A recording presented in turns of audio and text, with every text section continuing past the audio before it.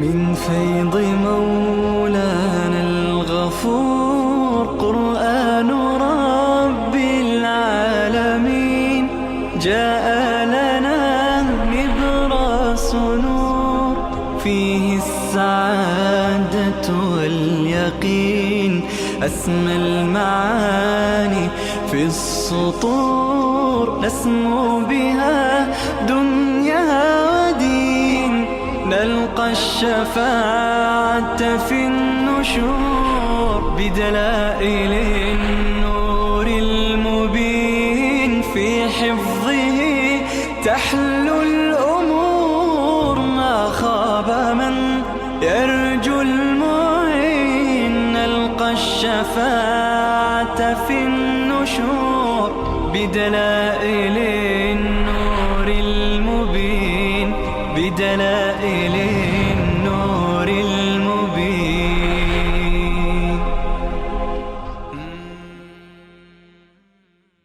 أعوذ بالله من الشيطان الرجيم. بسم الله الرحمن الرحيم. يا أيها الرسل كلوا من الطيبات. يا أيها الرسل الان دلیل نقلی اجمالی از همه رسل، از همه پیامبران به تک تک پیغمبران گفته شده، ولی اینجا اون نقل به صورت اجمال است، همه را ذکر می کند. ای رسول بخورید از طیبات، از مالهای پاکیزه، و عملوا صالحا و عمل صالح کنید. ببینید و عملوا صالحا معلوم میشه با مال پاکیزه ربط داره. کسی رزق حلال بخورد خداوند توفیق عمل صالح بهش میده. بسیاری بی توفیقی ها از رزق حرام است. اینجا خداوند به پیامبران میگه کلوا من الطیبات، مال پاکیزه و حلال بخورید و بعدا عمل صالح انجام بدید. خیلی بزرگان معتقدن انسان رزقش پاک باشد، توفیقاتش مثل نماز تهجد و توفیقات دیگرش حتما بیشتر میشه نسبت به اونایی که رزقشون زیاد پاک نیست. انی بما تعملون علیم، به آنچه که شما عمل میکنید من علیم هستم، میدانم. و ان هذه امتکم امه واحده، همانا این یعنی طریقه توحیدیه، این امت شماست، یعنی ملتکم و شریعتکم، روش توحیدیه ملت و شریعت شماست که امت واحده هست، شریعت واحده است. و انا ربکم، خلاصش اینه که من رب العالمین رب شما هستم. فاتقون، بترسید از من غیر الله را عبادت نکنید. یعنی توحید فی العبادت طریقه هست. خب سوال اینجاست وقتی که همه رسول به اونها طریقه توحیدیه داده شد، چرا پیروانشون شرک میکنن؟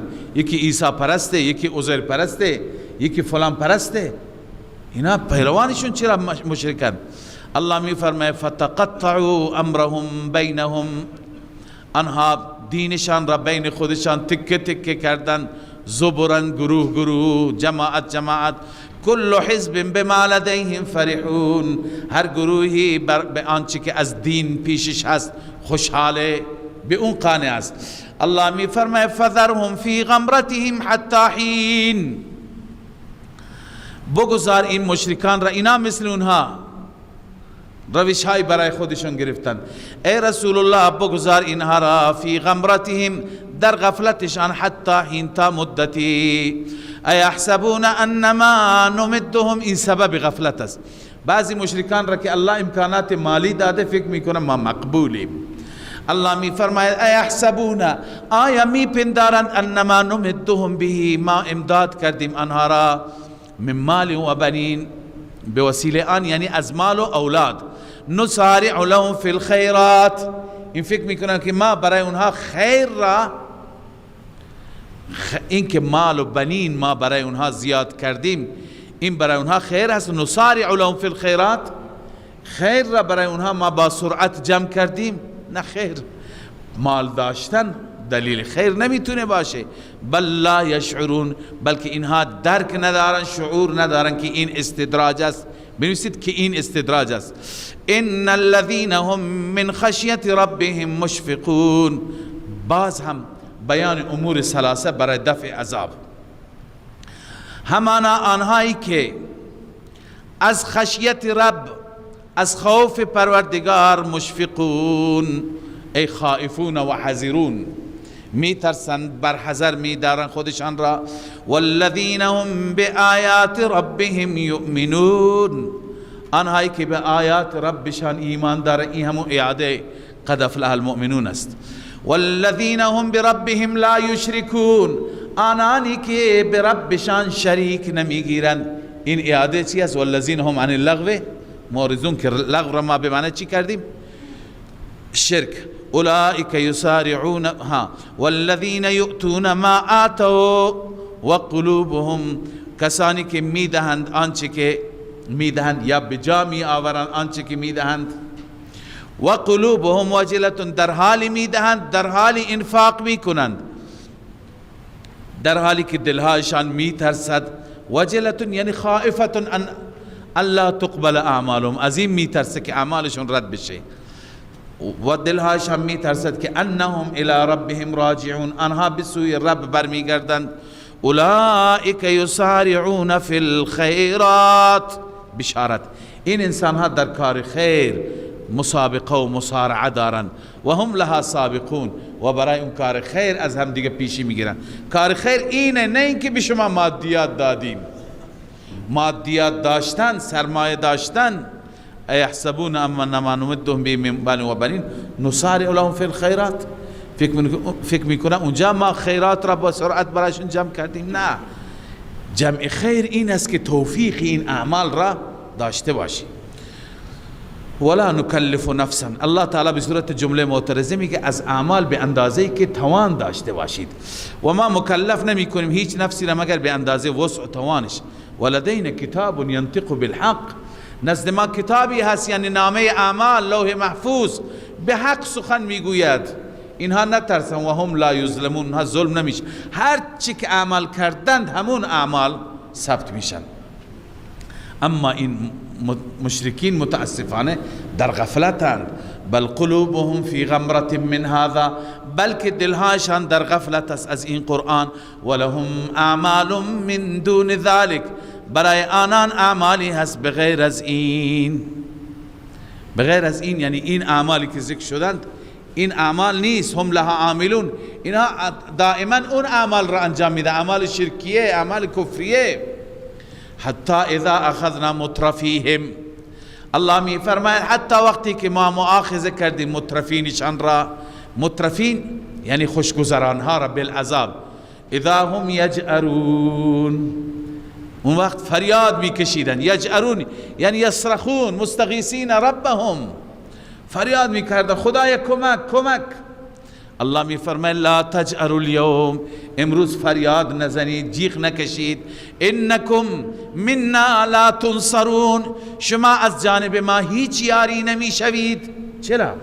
چونکه قد کانت آیاتی تتلا علیکم، همانا آیات من بر شما تلاوت میشد. فکنتم علی اعقابکم تنکصون، شما بر پشت سر تنکصون ای ترجعون برمیگشتید. مستکبرین به، در حالی که تکبر میکردی به این آیات. سامرا تهجرون، در بزمهای شبانه هذیان میگفتید. سامر چی را میگند؟ بزم و جلسات شبانه که با هم شبها می نشستید. تهجرون، هجر میگفتی، هذیان میگفتید. افلم یدبر القول، الله می فرماید آیا اینها به قول تدبر نکردند؟ قول منظور قرآن است. آیا این مشرکین به قرآن تدبر نکردند؟ یا اینکه پیش اونها رسولی آمده که پیشینیان نیامده؟ گذشتگان هم برای اونها رسول آمد. ام جاءهم ما لم یأت آباءهم الاولین، یا اینکه پیش اونها آمده آن چیزی که نیامده پیش آبای اولینشان. ام لم یعرفوا رسولهم، یا اینکه رسول را نمیشناسند. رسول هم میشناسند. فهم له منکرون، آیا منکر صداقت و امانت او هستند؟ ام یقولون به جنه، یا میگویند به جنه نسبت اون به اون پیغمبر علیه بالله جنون است. هیچ یک از اینها نیست. الله میفرماید حقیقت اینه که بل جاءهم بالحق، اون پیامبر به حق آمده پیش اینها. دلیل تکذیبشون اینه که او حق را آورده و اکثرهم للحق کارهون، اینا اکثرشان حق را نمی پسندند، منکر حق هستند و اینها انتظار دارند حق از اینها تبعیت کند. ولو اتبع الحق اهواءهم، اگر حق پیروی کند از خواهشات اونها این انتظار دارند، اون وقت همه دنیا فساد میشه. خواهشت ظلم، خواهشت شهوت، خواهشت دیگه فساد است. پس لفسدت السماوات والارض و من فیهن، به فساد واقع میشه آسمان ها و زمین و هر کسی که در اینها است. بل اتیناهم بذکرهم، این مقتضی دوم ایمان است. بلکه ما پیش آنان آوردیم ذکرشان را، یعنی پند و اندرز قرآن. فهم عن ذکرهم معرضون، آنها از ذکر و پند و اندرزشان روی گردانند، اعراض کننده هستند. ام تسألهم، بازم رفع معنی سوم، یعنی هیچ معنی نیست که اینها ایمان نیاورند. آیا ای پیغمبر تو از اونها مزد میخواهی؟ که نمیخواهی. فخراج ربک خیر، مزد پروردگار بهتر است برای تو. و هو خیر الرازقین، چون اون بهترین رازق است. بلکه تو اونها را به سوی صراط مستقیم میخوانی. و انک لتدعوهم الى صراط مستقیم، همانا تو فرا میخوانی آنها را به صراط مستقیم. و ان الذين لا يؤمنون، اما کفار مشرکین چی؟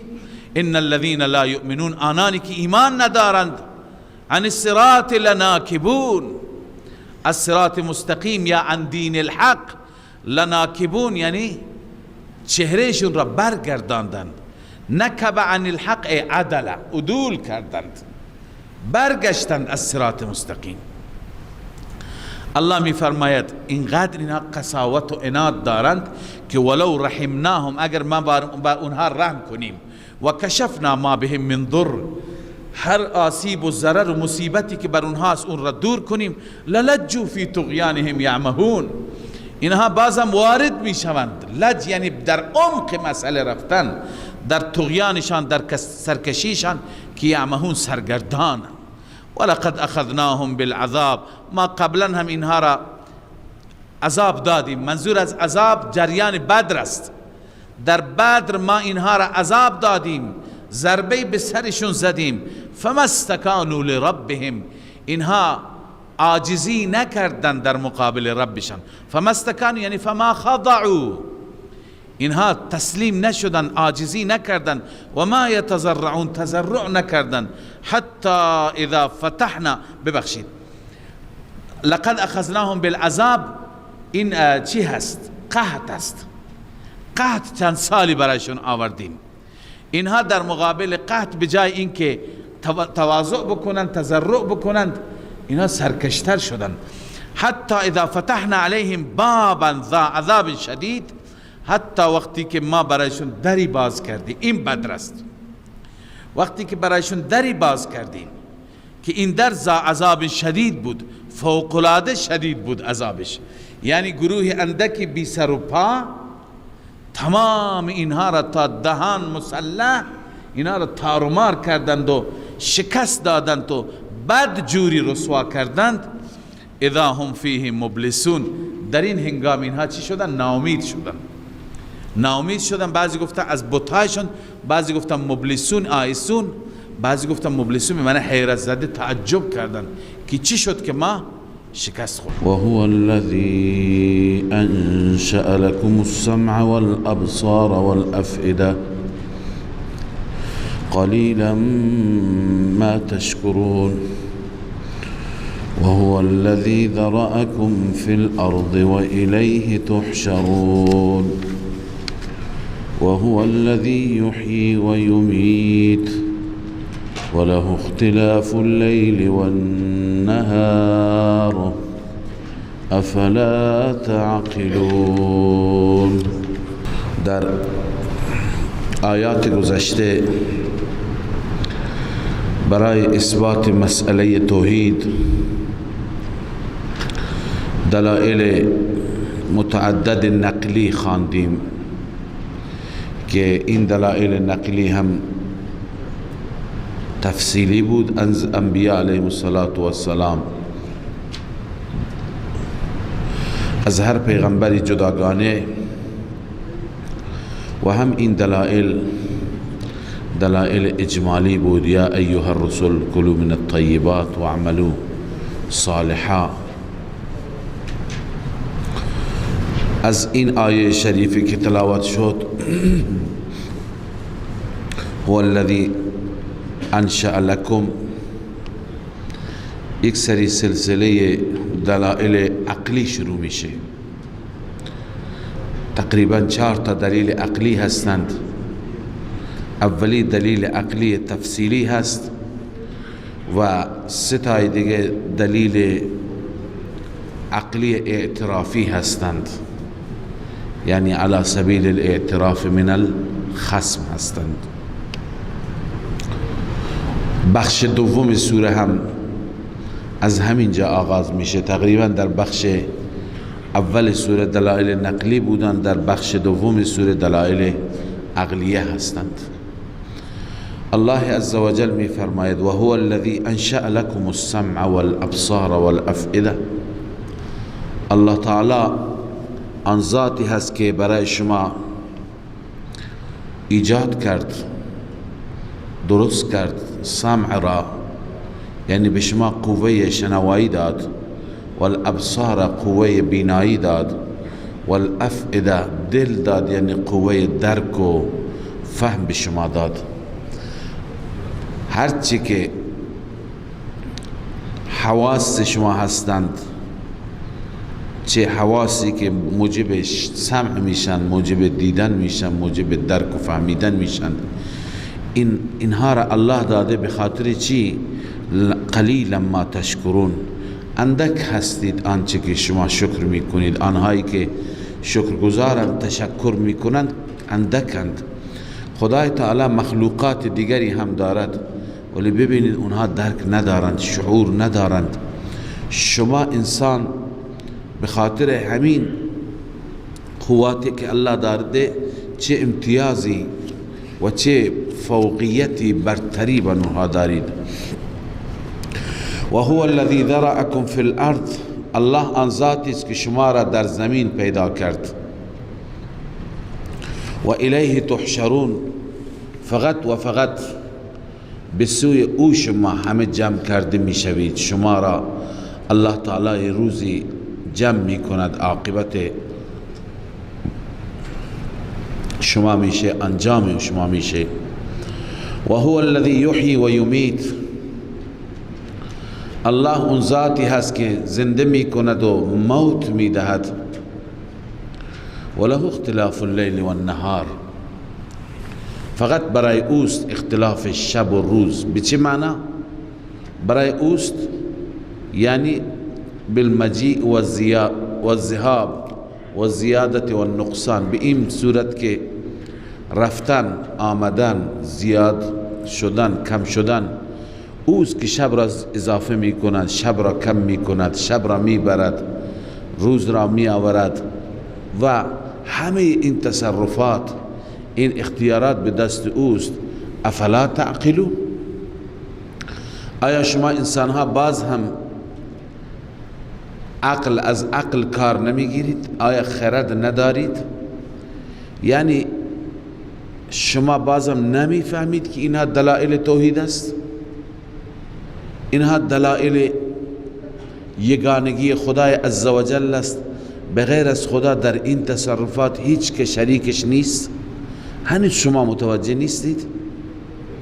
حال الله تعالی سرزنش میکند اونها را، زجر بیان میفرماید که اینها به جای تسلیم مثل کفار پیشین میگویند، مثل کفار گذشته میگویند. کفار گذشته انکار میکردند، هم توحید را انکار میکردند، هم قیامت و زنده شدن بعد از مرگ را.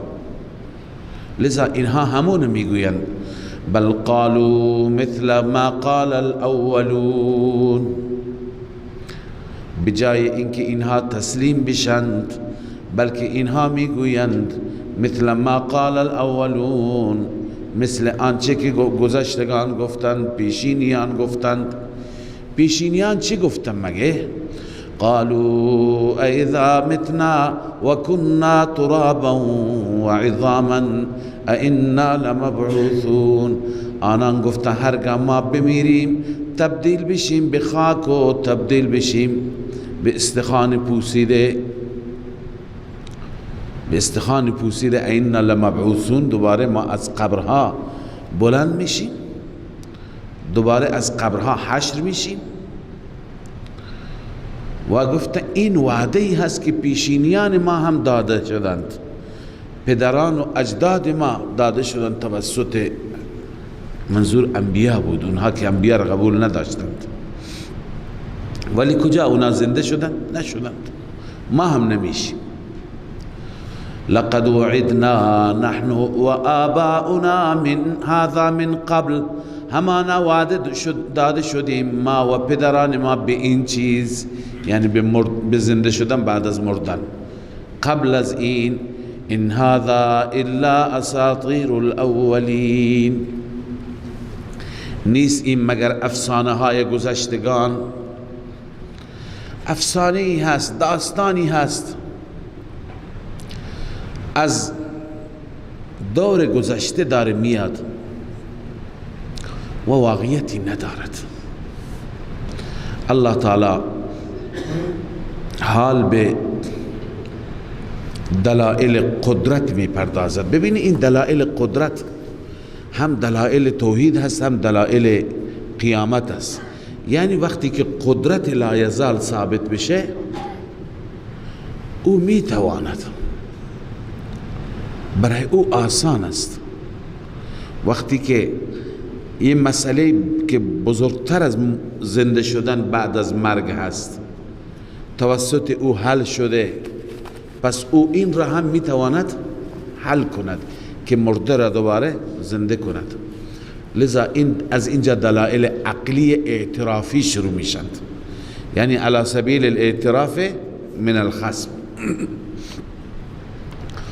الله می فرماید قل لمن الارض و من فیها، ای حبیب من، ای محبوب من، به آنان بگو لمن الارض و من فیها، برای چه کسی هست زمین و آنچه که در زمین هست. ان کنتم تعلمون، اگر شما میدانید، یعنی اختیارات و تصرفات زمین و آنچه که در زمین است به دست کی هست. سیقولون لله، آنها حتما میگویند برای الله است، یعنی اختصاص به الله دارد این قدرت. قل افلا تذکرون، بگو پس آیا پند نمیگیرید؟ یعنی وقتی که خدا اختیارات تام می‌دارد در زمین، قدرت تام می‌دارد در زمین، پس از همین زمین شما را دوباره نمیتونه زنده کند؟ دلیل دوم، قل من رب السماوات السبع و رب العرش العظیم، بگو چه کسی هست آن رب و پروردگار، پرورش دهنده آسمان های هفتگانه، و رب العرش العظیم، و رب عرش عظیم کی هست؟ سیقولون لله، آنها حتما میگویند الله، حتما میگن برای الله است این تصرفات، این اختیارات. قل افلا تتقون، به آنان بگو پس آیا نمی ترسید؟ از چی نمی ترسید؟ از عبادت غیر الله. وقتی که رب آسمان ها و زمین الله هست، پس چرا غیر الله را عبادت میکنی؟ چرا غیر الله را پرستش میکنی؟ این دلیل دوم شد. دلیل سوم، قل من بیده ملکوت کل شیء، به آنان بگو کدام ذات است که به دست او هست خزانه های هر چیز. و هو یجیر ولا یجار علیه، او پناه میدهد و هیچ چیزی پناه داده نمیشه بر او، یعنی از عذاب او، از گرفت او پناهگاه دیگری نیست، جای دیگری نیست. ان کنتم تعلمون، اگر شما بدانید. باز هم اونا میگن سیقولون لله، این قدرت، این اختیار، این تصرف فقط و فقط برای الله است. وقتی فقط برای الله است، قل فانا تسحرون، به کدام سمت؟ تسحرون اصل معنایش هست از نظر لغوی سحر و جادو، یعنی شما به وسیله جادو به سمت و سوی دیگه برده میشید، انحراف میشید. اما منظور اینه که فانا تسحرون، به کدام سمت شما بازیچه نیرنگ و فریب هستید، فریب شیطان، کدام سو شما برده میشوید، بر شما جادو میشود و شما را میبرند. بل اتیناهم بالحق، الله میفرماید که بلکه ما پیش آنها حق آوردیم، یعنی این دلایل حق هستند، این مسائل حقی هستند. اما و انهم لکاذبون، اونها دروغ میگند. اونها به جای اینکه اعتراف به حق بکنند، از این دلایل چی؟ اعتراف به حق، اعتراف به توحید، اعتراف به الوهیت، اعتراف به یگانگی خدا، به جای اعتراف اونها برای خدا شریک قرار میدن، برای خدا نائب قرار میدن، برای خدا فرزند اثبات میکنند. و انهم لکاذبون، دروغ در اینها میگویند. مثلا یکی از موارد دروغ این که میگن خدا العیاذ بالله فرزند دارد. الله میفرماید متخذ الله من ولد، خداوند هیچ فرزندی برای خودش نگرفته، هیچ فرزندی انتخاب نکرده.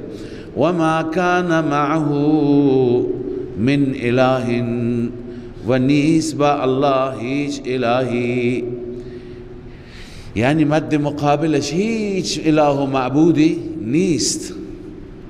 اذا لذهب كل اله بما خلق، در این هنگام هر الهی می رود با آنچه که مخلوقش هست. یعنی اگر بالفرض بود هر خدای با مخلوق خودش به سمتی می رفت. کجا هستند این خداها؟ ولعلى بعضهم على بعض، اون وقت بعضی بر بعضی غالب می آمد، یعنی در بین خدایان العیاذ بالله رقابت درگیری می شد، بعضی غالب می شدن بعضی مغلوب اگر خدایانی دیگه بود. اما سبحان الله عما یصفون، الله پاک است از اونچه که اینا بیان می کنند. الله تعالی پاک است، بدور است، عالم الغیب و شهاده. الله تعالی داننده غیب و شهادت است، یعنی اون چیزی که از بندگان غایب است، ناپدید است و ناپیدا است، اونها را هم میداند. اونی که ظاهر است برای بندگان اونها را هم الله میداند. فتعالی عما یشرکون، پس برتر است، بلندتر است خدای تعالی از آنچه که اینها شریک میگیرن با خدا. از شریکان پاک و برتر و بالاتر است. خب تا اینجا سه تا دلیل اعتراف بودن. یک دلیل عقلی تفصیلی بود، دلایل عقلی را ما خواندیم. بعد از دلایل عقلی دلایل نقلی بیان شد، دلایل عقلی بیان شد، دیگه چیزی نمونده. الان یا ایمان یا عذاب.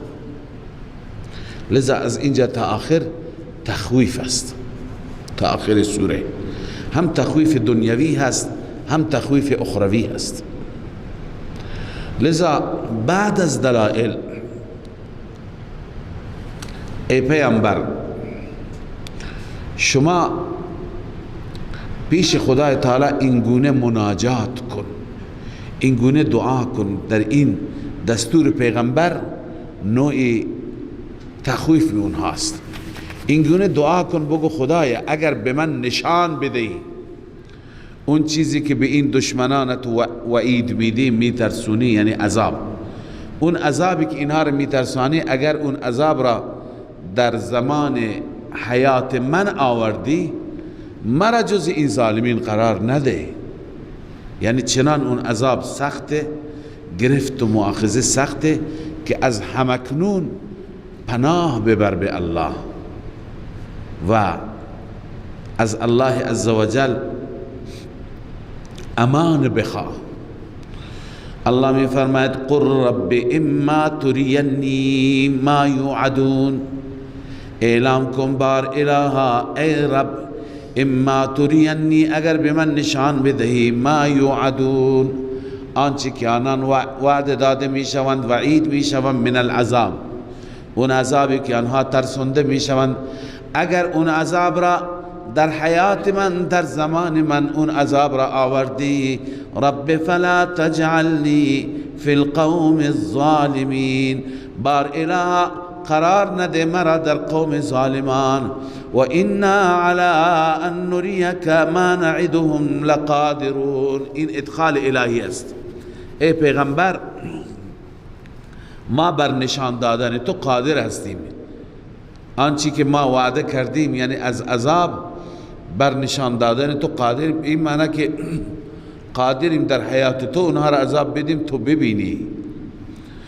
و انا علی ان نریک ما نعدهم، همانا ما بر این که به تو نشان بدهیم آنچه که وعده کردیم با آنم یعنی عذاب قادر هستیم. اما تو فعلا به تبلیغت بپرداز و طریقه تبلیغ و روشت این باشد که ادفع باللتی هی احسن السیئه، دفع کن، ادفع السیئه، دفع کن سیئه را، باللتی هی احسن، به اون روشی، به اون طریقه، به اون اسلوبی که هی احسن السیئه، اون بهترین باشد، از سیئه بهتر باشد، یعنی حسنه باشد. شما به وسیله احسن سیئه را دفع کن و اگر اونها بد میکنن تو خوبی کن، اگر اونها بد اخلاقی میکنن تو خوش رفتاری کن. نحن اعلم بما یصفون، ما بهتر میدانیم اونها چه میگویند، چه توصیف میکنند، چه یاوه‌گویی هایی دارند. خب انسان گاهی در مقابل دشمن، در مقابل کفار انسان هم احساساتی میشه، ناراحت میشه. الله میفرماید اگر شیطان بر شما فشار میارد، شیطان وسواس میکند، به الله پناه ببر در امر تبلیغ از وساوس شیطان. و قل رب اعوذ بک من همزات الشیاطین، بگو بار الها من پناه میبرم به تو از وساوس شیاطین، چون که وساوس شیاطین گاهی خلاف مصلحت است، اگر خلاف شر نباشد خلاف مصلحت است. گاهی وسواس میکند که ما بد رفتار کنیم با دشمنان، با کفار. خب بد رفتار کردن حقشون است ولی شاید مصلحت نباشد، اونها بجای ایمان ضد کنند.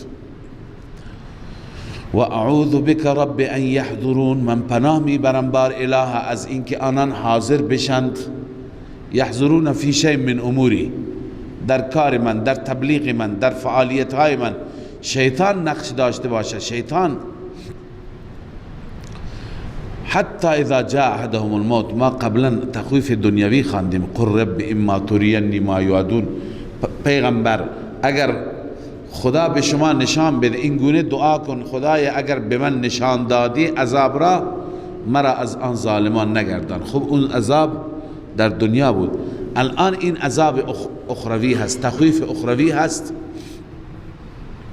الله می فرماید حتی اذا جاء احدهم الموت، حتی وقتی که پیش آنان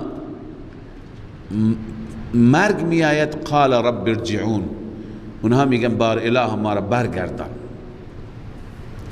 ارجعون خدای عزوجل که ذاتش واحد است، اما چرا صیغه جمع آمده؟ صیغه جمع برای تکرار است. قال رب ارجعون ای رب ارجعنی ارجعنی ارجعنی، گاهی برای تکرار میاد، مثل اینکه اون شعر امرؤ القیس که شما تو کتابها خواندید، قفا نبکه ذکر حبیب، اونجا صیغه تثنیه آورده، قفا یعنی قف قف، بیست بیست، یک نفر را خطاب می کند، ولی صیغه تثنیه هست به معنی تکرار است، اینجا هم به معنی تکرار هست. مثل این آیه که فرجع البصر کرتین، چشما رو دوباره دیگه، یعنی دوباره دیگه برگردان برگردان. پس اینجا هم جمع برای چی هست؟ تکرار است.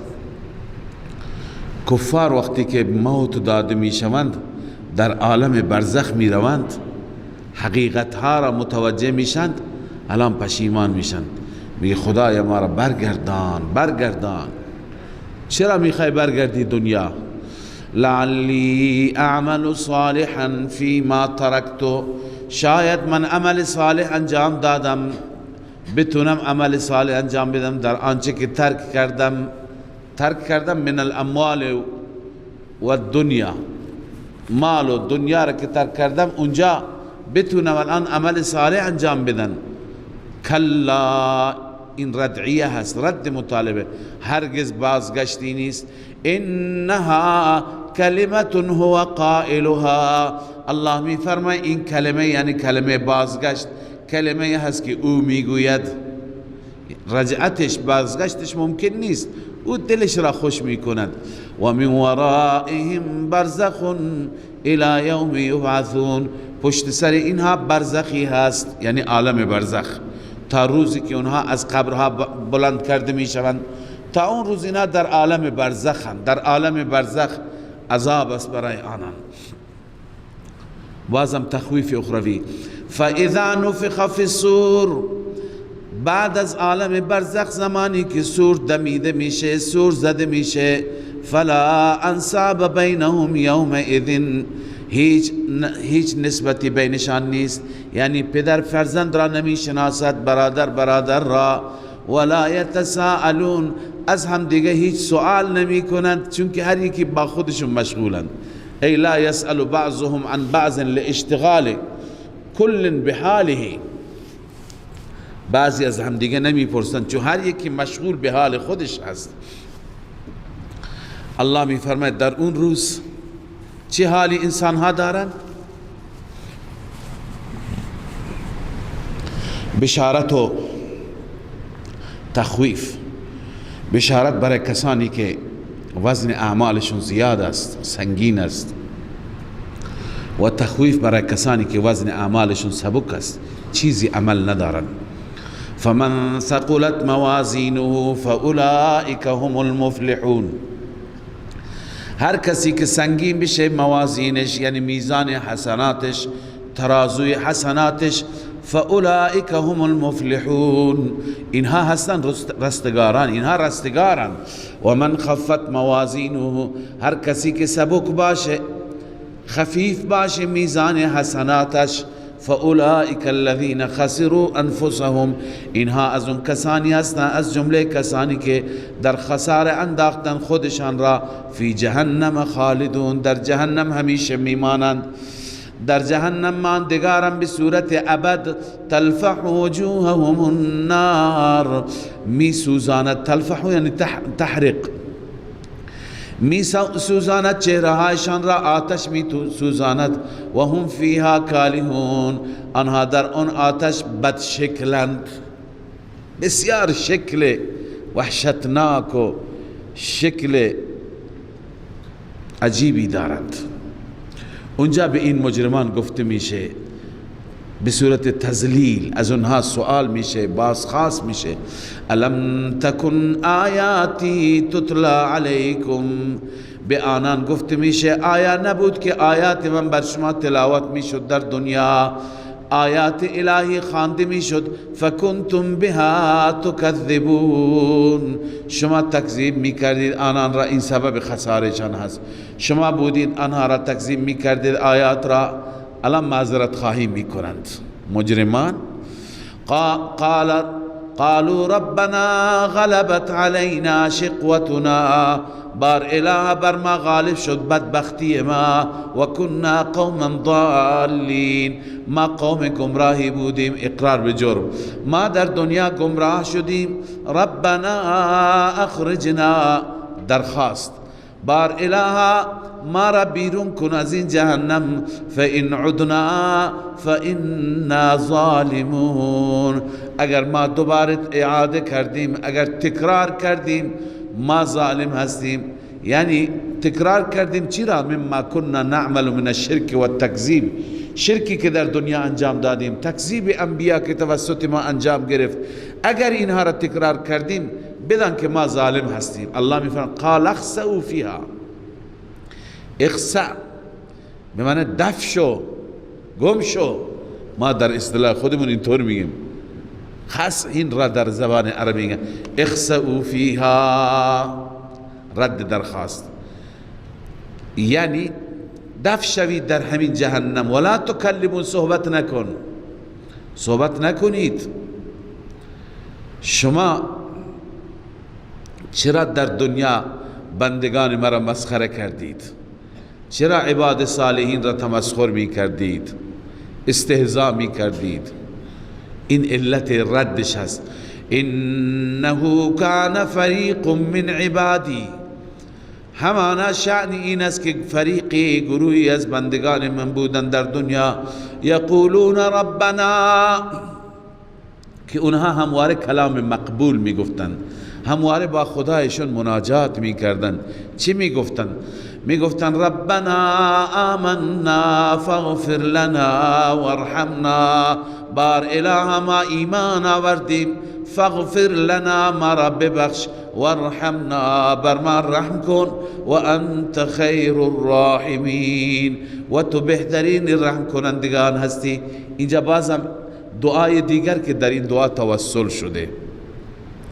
ببینی قرآن ما را چه توسل یاد میده، آموزش میده. اینجا توسل بالایمان است. بار اله ما ایمان آوردیم، الان ایمان خودش را وسیله قرار میده. پس وقتی که ایمان آوردیم، فاغفر لنا، فا تفریح است، متفرع میشه بر ایمان. پس چون که ایمان آوردیم ما را ببخش، فاغفر لنا وارحمنا، ما را ببخش، بر ما رحم کن، و انت خیر الراحمین، تو بهترین رحم کنندگان هستی. اما ای مشرکان، وقتی که بندگان من این را در دنیا می خواندند، مثل ضعفای مؤمنین، مثل بلال، صهیب، خبیب، فاتخذتموهم سخریا، شما آنها را مسخره گرفتید، مسخره کردید، به بعد تمسخر و استهزاء گرفتید. حتی انسوکم ذکری، حتی که این مسخره شما را فراموش داشت، از ذکر من فراموش کرد، از یاد من. ببین یکی شدت مرضه، یکی مدت مرضه. اونجا مرض شدیده، اینجا مرض مدیده. فاتخذتموهم سخریا، این مرض شدیده، خیلی مرض شما شدید بود که بندگان مخلص من مسخره کردید. اما این مسخره تا کی بود؟ حتی انسوکم ذکری، این مرض مدیده. اینقدر این مرض مدید شد، طولانی شد، حتی از خود من، از یاد من شما فراموش شدید. و کنتم منهم تضحکون، شما آنها را به آنها مسخره میخندیدید. الان ببینید اونها چون در دنیا صبر کردن، در دنیا تحمل کردن، من چه جزای نیکی به آنها دادم، چه بهشت بلندی به آنها دادم. انی جزیتهم اليوم بما صبروا، من به آنان جزا دادم، پاداش نیک دادم امروز به سبب آنکه صبر کردند. اون جزا چیه؟ انهم هم الفائزون. بیان جزا، بیان جزا این است که آنان، فقط اونها هستن رستگاران، اونها رستگارن در قیامت، بندگان صالح الله. حال خدای عزوجل شدت حول قیامت را بیان می‌فرماید. اینا وقتی که از طرف خدای عزوجل ملامت میشند که شما در دنیا کار خوبی نکردید، بندگان من مسخره کردید. الان بیاد دنیا میفتن، از همدیگه میپرسن قال کم لبثتم فی الارض عدد سنین، شما چند سال در زمین ماندید؟ ما مگه در دنیا چند وقت بودیم؟ از بس که هولناک است اونجا، خوفناک است، یاد نمیدن چقدر در دنیا ماندن. همدیگر را اینطور جواب میدن قالوا لبثنا یوما او بعض یوم، ما اونجا ماندیم یک روز یا بعضی روز، بیشتر نه. فاسأل العادین، از شمرده کنندگان، کسانی که شمردند، حساب کردند، از اونا بپرسید. کی حساب کرده؟ منظورشون ملائکه هست.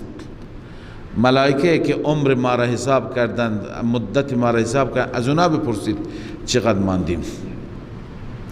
فاسأل العادین، روح المانی نوشته یعنی الملائکة العادین لأعمار العباد و اعمالهم. اون ملائکه که حساب کردند هم عمر بندگان را هم عمل بندگان را، از اونها بپرسید دنیا چقدر گذشت. قال ان لبثتم الا قلیلا، میگوید یعنی بعضی دیگه به بعضی میگویند، یا اینکه الله عزوجل به آنها میگوید نماندید شما در دنیا مگر اندک. قلیل یعنی بالنسبت الى الاخره، در دنیا هر کسی عمر مفید خودش را داشته، 60 سال 70 سال 100 سال، به اندازه‌ای که درس بگیرد، به اندازه‌ای که توبه کند، به اندازه‌ای که رجوع الی الله کند. نپرسید که چقدر ماندین. لو انکم کنتم تعلمون، کاش شما می دانستید در دنیا چگونه زندگی بکنید. پس دنیا، شما از دنیا هر چی ماندید استفاده نکردید، بهره نگرفتید. افحسبتم انما خلقناکم عبثا، ببینید برای اهل ایمان هم در دنیا سخته، مشکلات، شدائد. الله می فرماید آیا شما گمان کردید، شما بر این فکر و گمانید که انما خلقناکم عبثا، ما شما را بیهوده پیدا کردیم، و انکم الینا لا ترجعون، شما به سوی ما برگردانده نمی شوید، بازگشت به سوی ما نخواهید داشت. فتعال الله الملك الحق، چرا؟ بازگشت به سوی الله است. فتعال الله الملك الحق، این خلاصه سوره هست.